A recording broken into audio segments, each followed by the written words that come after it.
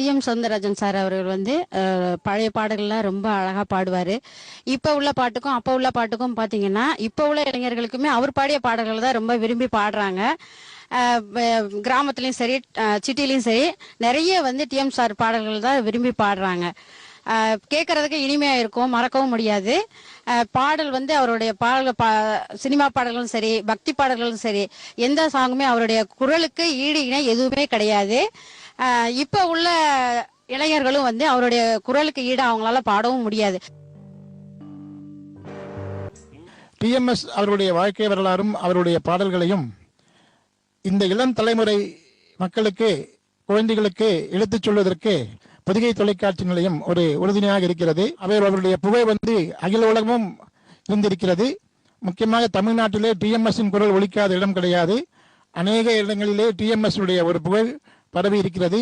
இந்த TMS times நிகழ்ச்சி மேலும் மேலும் வளர்ந்து நல்ல அருமையான முறையிலே மக்களுக்கு எடுத்துக் கொண்டிருப்பதற்கு என்னுடைய வாழ்த்துக்களையும் பாராட்டுகளையும் தெரிவித்துக் கொள்கிறேன்.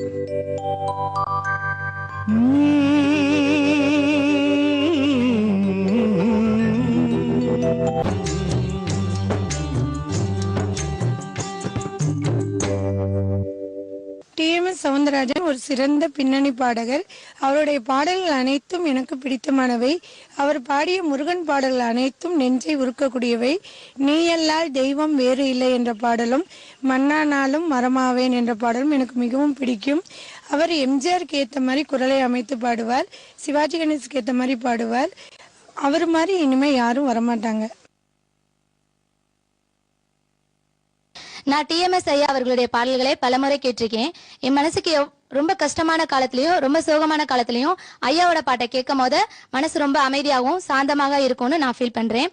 எனக்கு டி.எம்.எஸ். ஐயா அவர்கள் பாடிய பாடல்களே மிகவும் பிடிச்ச பாடல் அந்த நாள் ஞாபகம் நெஞ்சிலே வந்ததே நண்பனே நண்பனே நண்பனே. இந்த பாட்டை நான் கேட்கும் போது என்னுடைய பள்ளி கல்லூரி காலத்தை ஞாபகப்படுத்தும். நான் வந்து ஐயா டிஎம்எஸ் அவருடைய குரல் வளர்த்ததுனால ரொம்ப மயங்கி போய் ஒவ்வொரு கச்சேரிக்கும் அரச மரத்தில் 10 நாள் கச்சேரி பண்ணுவாங்க மதுரையில்.